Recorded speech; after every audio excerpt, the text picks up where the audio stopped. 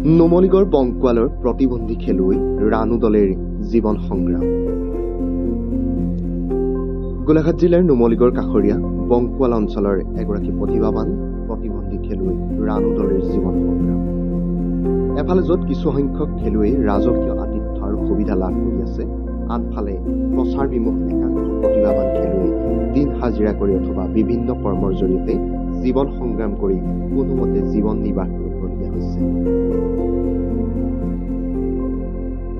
উল্লেখযোগ্য যে বৰ্তমান চৰকাৰে প্ৰতিভাৱান খেলুৱৈসকলক উৎসাহিত কৰি আগুৱাই নিয়াৰ ক্ষেত্ৰত বিভিন্ন পদক্ষেপ গ্ৰহণ কৰিছে।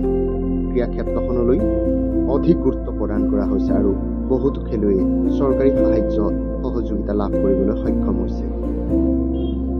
কিন্তু দুৰ্ভাগ্যজনকভাৱে এতিয়াও এচাম খেলুৱৈ চৰকাৰী সাহায্যৰ পৰা বঞ্চিত হৈ আছে। এনে পৰিস্থিতিত তেওঁলোকে দৈনন্দিন হাজিৰা কৰি কোনোমতে দিন কটাবলগীয়া হৈছে। ৰাণু দলেৰ জীৱন সংগ্ৰামে বাস্তৱ জগতৰ প্ৰকৃত প্ৰমাণ দাঙি ধৰিছে। এই প্ৰতিবন্ধী খেলুৱৈগৰাকীয়ে ৰাষ্ট্ৰীয় পৰ্যায়ৰ বিভিন্ন প্ৰতিযোগিতাত অংশগ্ৰহণ কৰি জেভলিন থ্ৰ, শ্বটপুট আৰু ডিস্কাছ থ্ৰৰ দৰে খেলত একাধিকবাৰ সোণৰ পদক অৰ্জন কৰি ৰাজ্যৰ লগতে অঞ্চলটোৰ নাম উজ্জ্বল কৰিছে। তেওঁৰ প্ৰতিভা আৰু কঠোৰ পৰিশ্ৰমে তেওঁক সফলতাৰ শিখৰলৈ লৈ গৈছে।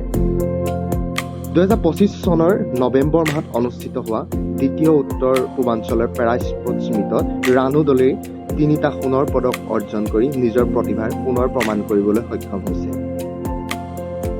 এনে উল্লেখযোগ্য সাফল্য লাভ কৰাৰ পাছতো আজি তেওঁ কোনোবাখিনিত যেন অৱহেলিত হৈ আছে।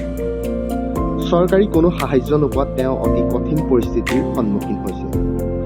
জীৱিকাৰ সন্ধানত ৰাণু দলে কেতিয়াবা ধাননি পথাৰত ধান দাবলগীয়া হয়, কেতিয়াবা আকৌ আনৰ ঘৰত দিন হাজিৰা কৰি জীৱন নিৰ্বাহ কৰিবলগীয়া হৈছে।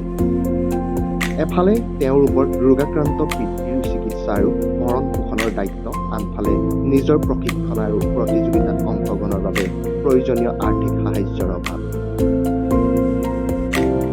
তেওঁ আনৰ ঘৰতো দিনটো হাজিৰা কৰি মাত্ৰ 300 টকা উপাৰ্জন কৰে, যাৰ দ্বাৰা তেওঁ নিজৰ পৰিয়ালৰ ভৰণ পোষণ চলায়।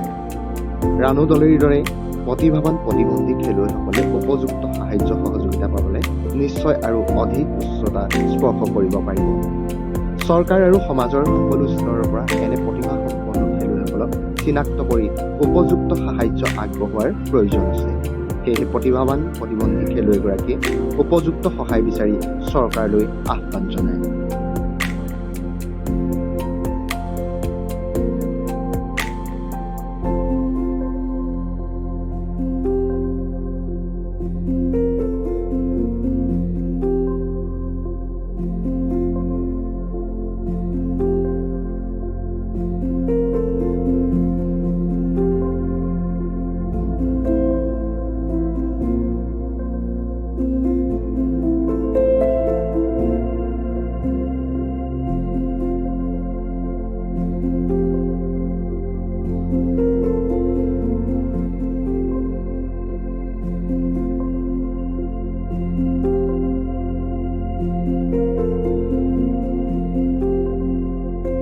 হয়, পথাৰত কাম নকৰিলে, ঘৰত কাম নকৰিলে দুবেলা দুমুঠি খাবলৈতো নোজোৱে। সেইটো কাৰণেতো কৰিব লাগিবই জীৱনটো চলিবৰ কাৰণে।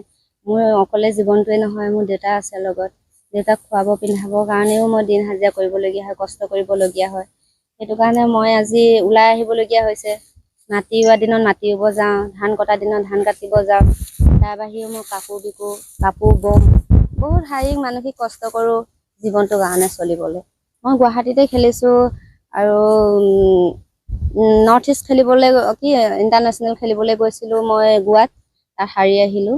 তথাপিও মই পাৰ্টিচিপেট কৰিবলৈ সুযোগটো পাইছোঁ। আৰু এতিয়া ৰিচেণ্টলি 2025 চনৰ নৱেম্বৰ মাহত যিখন ছেকেণ্ড নৰ্থ ইষ্ট পেৰা স্পৰ্ট মিট হৈছে, তাত মই 3টাকৈ গ'ল্ড মেডেল আনিবলৈ সক্ষম হৈছোঁ, অৰুণাচল আৰু মেঘালয়ক হৰুৱাই পেলাই। তো এইখন 8খন ৰাজ্যৰ ভিতৰত হৈছিলে, তাত মই গ'ল্ড মেডেল লৈ আহিছোঁ।